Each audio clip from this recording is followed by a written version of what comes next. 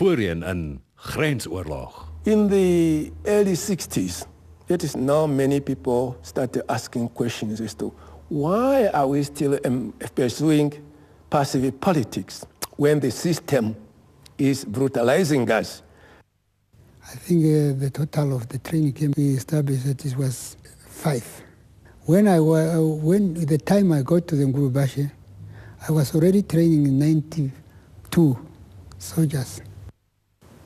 Ek kan onthou dat ons vreeslik koud geslaap het. Daar was geen geriewe nie en ons moes maar in slaapsakke so tussen die bosse slaap.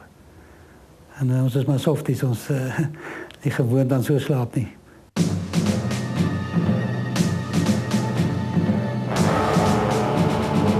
Augustus 1966. By Umglombashe, net suid van die Angola-grens, bot Suid-Afrikaanse veiligheidsmagte vir die eerste keer met SWAPO-vegters. Die volgende dag berig die burger dat alles na die aanval in Ovamboland onder beheer is. SWAPO se hoofkantoor aan die ander kant verklaar dat hulle geen ander keuse het as om hulle tot gewapende stryd te wend nie. En statistieke vanaf 1966 tot 74 skets 'n duidelike prentjie. SWAPO-vegters, destyds in Suid-Afrika eenvoudig bekend as terroriste, stroom in al groter getalle oor die grens. Met P.W. Botha as minister van verdediging soek die Suid-Afrikaanse regering 'n militêre oplossing vir die beveiliging van die grens. In 1974 word wetgewing aanvaar wat die verantwoordelikheid vir grensbeskerming van die polisie af na die weermag oordra. Toe ek groot geword en op skool was, het ons geglo daar is 'n gevaar in Angola wat die Russe op daai stadium en die Kubane was en as ook SWAPO wat geondersteun is deur hulle. Dit was die Koue Oorlog tussen Amerika en Rusland en ons het gevoel is absoluut die regte ding om te doen om ons land te beskerm teen die kommunisme. Ek dink dit laat 'n mens saam staan as jy weet daar's 'n vyand, 'n visuele vyand waarteen jy moet veg. So dit was 'n goeie gevoel geweest in daai opsig. Of daar was mense gewees of wat oor see gegaan het om weermag vry te spring. En vir die meeste van die mense was dit in 'n opsig 'n verkeerde ding. Ons het gevoel dat hulle moet ook help om die land te beskerm. In Namibië was daar ook 'n gemeenskaplike oortuiging aan die opbou. You know what motivated the people? The 1960 independencies, the independences for Ghana, the independence, I think also of Congo. Charles Namolo se pa het dikwels met hom hieroor gesels.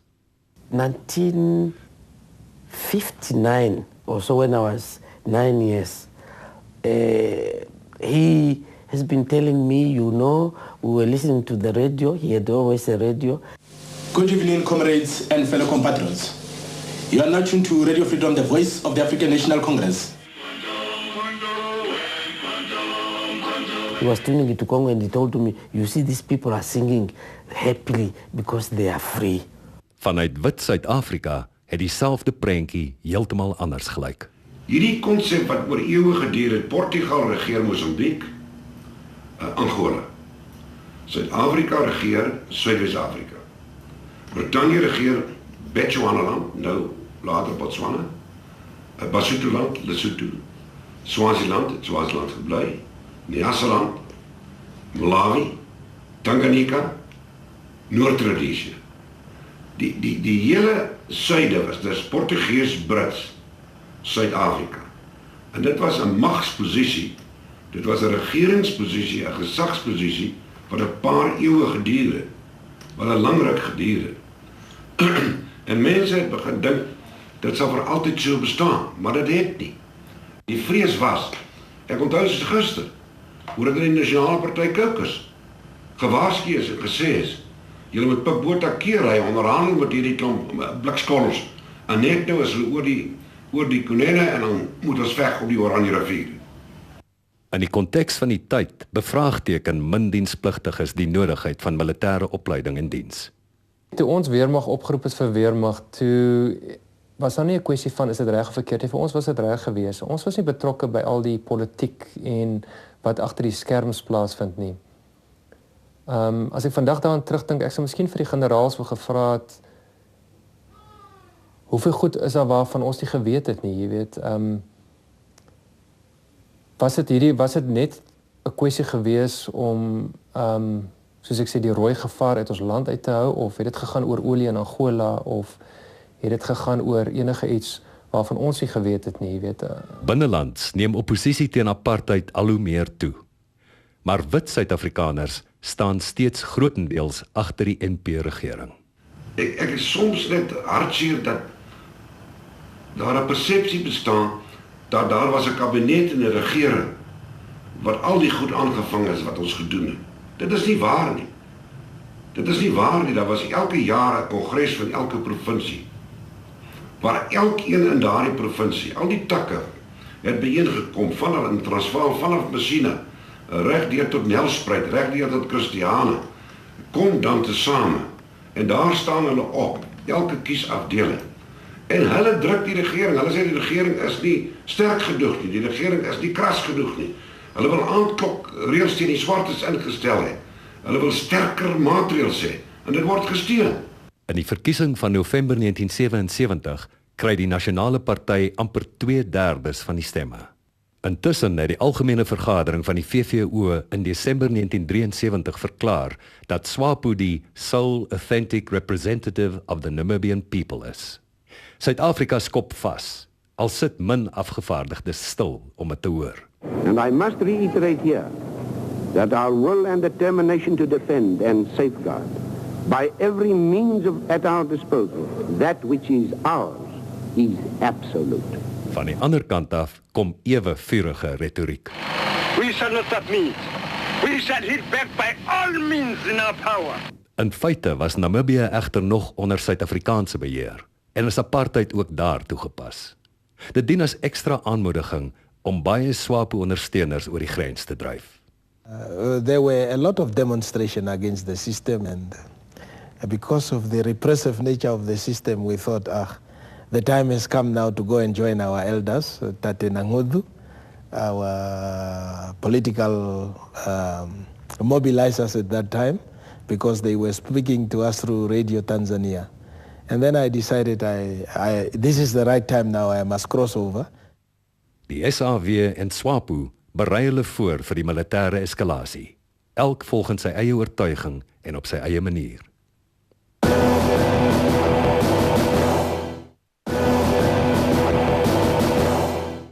In Suid-Afrika is 'n lotingsstelsel reeds in 1956 ingestel, waar volgens witmans geloot kon word om 9 maande weermagdiens te doen.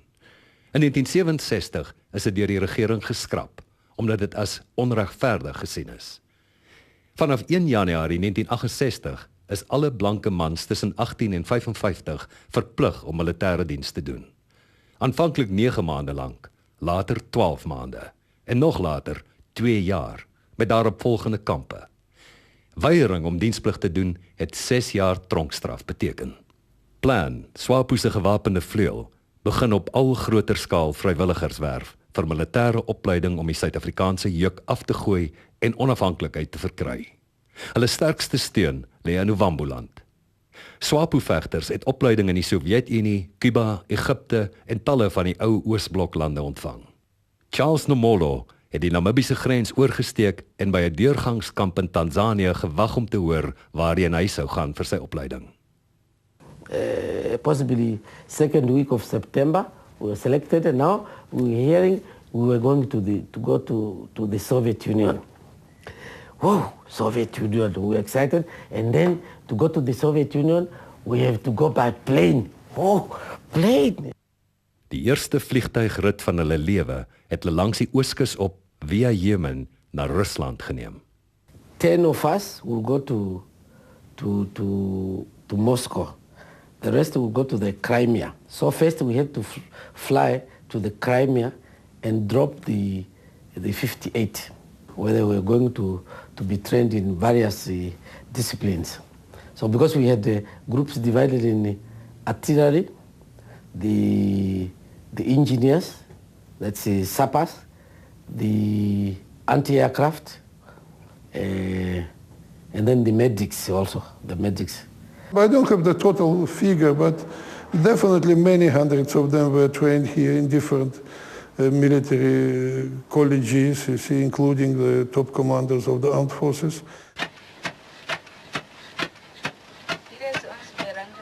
Charles Nomolo en sy kollegas, 10 jong mans uit die platteland van Namibië, is geneem na 'n huis in Moskou en 'n maaltyd aangebied soos hulle nog nooit gesien het nie.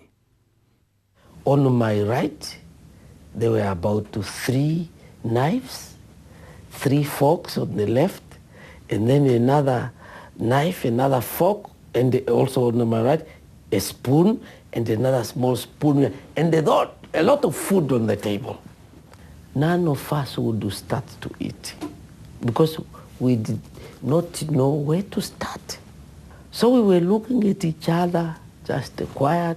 Hulle het elke beweging van hulle Russiese gasheer gevolg. What he took that evening for his dinner is what we took also. What he did not touch, we did not also touch. Because we don't know when to touch this. Nuwe tafelmaniere was maar net die begin. Oor die volgende dae is hulle medies ondersoek en hulle moes klere kry vir die Russiese winter. Uiteindelik die eerste werklike opleiding. What motivated us? We have to go back, we must be free, we must liberate ourselves. And that whether there was snow, the snow was nothing to us. Snow it was better. We felt also that we have to train hard in order for us to fight easy on the battlefield. Gennady Dunayev was een van die Russiese instrukteurs. I should say that I enjoyed the time when I stayed with Namibians. Discipline was immense, I should say. Besides that, they are very easy to understand. They are ready to repeat what you show, what you tell them to do. It was a great time for me. They were very patient because the discipline was there. Because we were now being prepared as future leaders, as future commanders. I would say that these are the people on whom you may rely. I'm talking militarily, since I was in military field. You can rely on Namibians, totally. Met die groei van die bevrydingsorganisasies het die Suid-Afrikaanse regering geleidelik meer en meer soldate nodig gehad om die bedreiging teen te staan. Die dienspligtydperk is verleng omdat ons meer troepe nodig gehad het, maar veral omdat ons meer ervare troepe nodig gehad het. Ons moes konvensioneel voorberei, maar ons moes ook verteenwoordigingsagensie voorberei. Mense beweeg om die brand op platform 2. Elke wit man wat 18 word opgeroep. 2 jaar diensplig lê voor. Maar jy het mos maar basies wat jy deur 'n baie harde tyd gaan waar jy alles geleer word van hoe om 'n geweer skoon te maak tot wie die kommunis is en tweede jaar is dan wanneer jy ouer 'n korporaal of 'n luitenant word of whatever en dan gee jy weer opleiding aan die volgende inname. Basiese opleiding het beteken drill, geweerdrill, skietkuns en fiksheid. Hierdie tydperk van 3 maande is in elke troepiese geheue ingegrafeer. Na basies is elkeen ingedeel by 'n spesifieke afdeling, byvoorbeeld infanterie, artillerie, ingenieurs of pantser.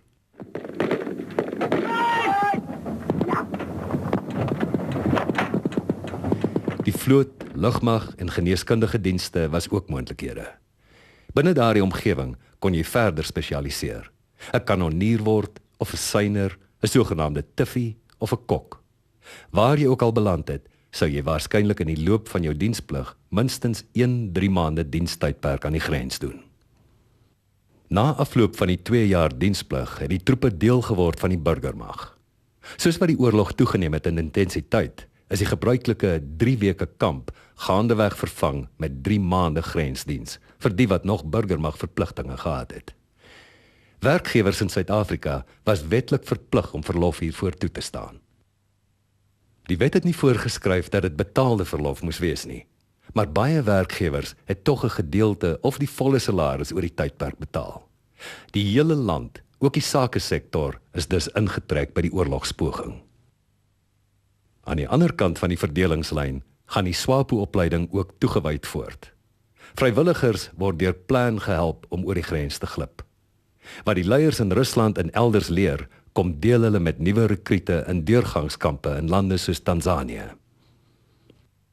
I think, to an extent, we became strategists for our own because there is nothing you can do. There's nothing you can do if you do not work to be able to succeed, and nobody will do it for you. I think by the grace of God, possibly some of us were given those talents to be able to plan and to execute those plans to be able to be effective. Permanente planbasisse word in Ovamboland gestig en 'n nuwe soort oorlog word daagliks hier geveg. Die SAW moes 'n manier vind om die guerrilla-taktieke teen te staan. Deel daarvan was om lede onder die swart en bruin Namibiërs te begin werf. Dis die begin van die Hearts and Minds campaign, wat die bevolking in die noorde van Namibië nog verder sou verdeel en broer teen broer te staan sou bring. The hearts and minds they employed, I think they also realized that them only, they would not win this war. They tried now to recruit the indigenous people to localize the war so that the war was being Namibiaized, if I can say that, so that it's a Namibian fighting another Namibian, so that they will think that the Namibians were fighting each other and not the South Africans. I think it has been a trend. Wherever you had people who occupied the other peoples, they always employ those tactics. It happened in Vietnam. The Vietnamization of the war in Vietnam, Vietnamese against the Vietnamese being used by the Americans. This is what they did in Zimbabwe, this is what they did in Angola, and this is what they did in Namibia. The South Africans tried to recruit more Namibians, to fight against the other Namibians. Karel Njoba, die seun van die vermoorde Ovambo-leier Pastoor Njoba, het aan die kant van die Suid-Afrikaanse weermag geveg. Hy het nie teen sy eie Ovambo-broers geveg nie, sê hy vandag. Ons het regtig geglo dat daar was 'n aanslag op hierdie gedeelte van die wêreld, Suid-Afrika ingesluit, Namibië ingesluit, wat hulle genoem het 'n totale aanslag. En ek dink daai faktor het ons blind gemaak om die presiese prentjie te sien waarvoor SWAPO eintlik veg. Ons het eintlik misgekyk, hulle doelwitte. En ek dink die middel van die propaganda was doelwitte dan maar so oor toegemaak, dat mensen dit is gemaakt. Wat hier gezien het is die totale aanslag wat gemaakt is op Namibië en eventually Zuid-Afrika. So dit heeft een andere dimensie in die gevecht en gebreng en in die opvatting van jullie wat ons doen.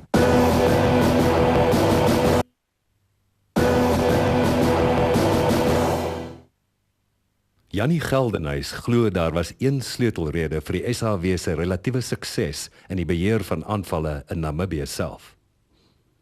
Dit is eerstens omdat die binnelandse operasies baie suksesvol was. En tweedens omdat ons nie teruggesit en gewag het dat dinge eers gebeur nie. Dat hulle kom oor die grens, ons aanval.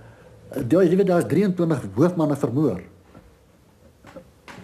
Dit tel teen ons, dat dit kon gebeur het.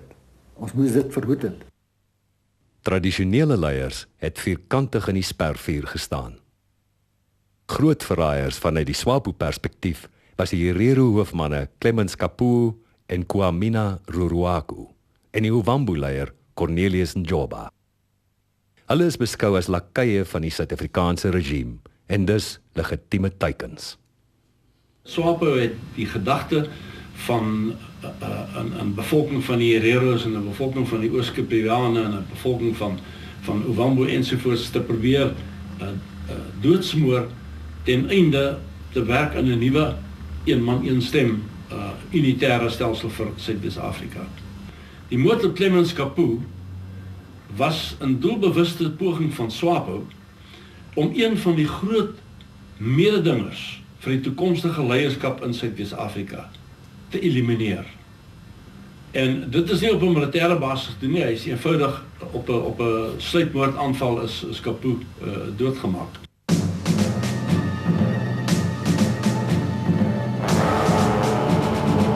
Dit was 'n lae-intensiteit oorlog wat hom dag na dag aan die grens uitgespeel het. Nou, die binnelandse operasies het aaneenlopend plaasgevind.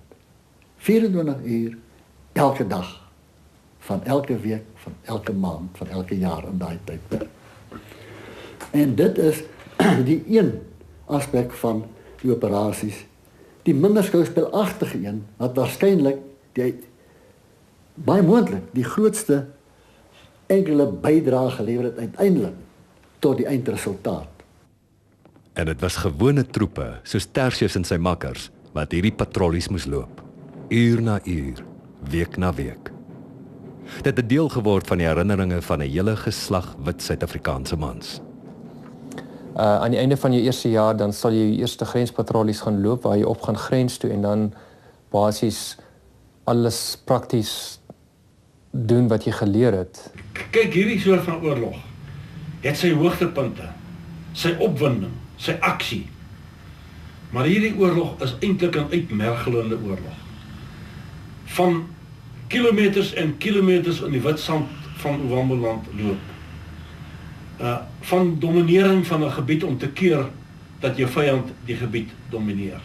En om dit te kan doen, verg dit, soos ek in die vorige inleiding gesê het, nie generaals en oorlogskabinette nie. Dit verg korporaals en luitenante, wat op die laagste vlak die mense kan inspireer om dit te kan doen.